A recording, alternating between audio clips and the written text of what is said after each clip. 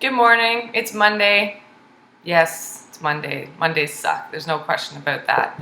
Um, so on Friday, I did video blog number 1, part 1. The blog is about the 5 things, personality traits about me that I think really helped me succeed in my health and fitness journey. I say succeed, it's not like my journey's over. It's still happening every day, but just to get to this point in my life. On Friday, I talked about the first one, which I thought was being organized. And like I said, this was actually a client idea, this blog. So I went with the first 5 things that I wrote down. I really didn't give it that much thought because I just thought it would be more genuine if I just kind of wing this. So I think a good one for Monday morning might be number 2. I'm not lazy.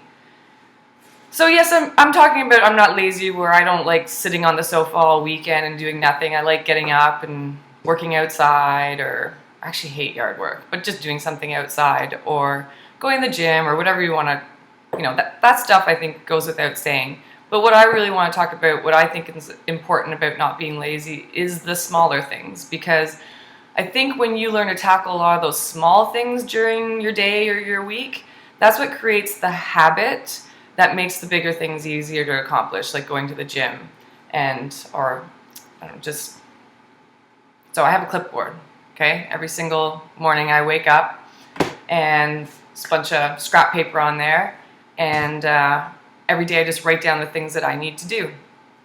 And I just cross them off one at a time. So as they get done, I cross them off. And then throughout the day as I'm doing that, there's little things that always sneak up, right? And it doesn't matter. I work from home right now, so obviously there's like housework and stuff that's always tempting to do. If I worked in an office environment for years and I worked in a gym, so there's always a million things that you need to do. And you just need to get that shit done. That's, I think, the most important thing when I talk about not being lazy. I find like a lot of people are actually pretty good with their exercise, but they're not good with these little things that sneak up, and they're not really good at just getting off their ass. And for example, like if you need to go upstairs and you need to go, I don't know, switch over the laundry or do something like that, don't sit there and be like, I should do this, but I don't feel like it right now. Just go do it. Just go get it done.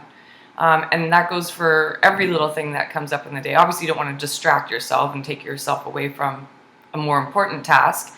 But don't sit there and procrastinate about things. Just get off your butt and do it.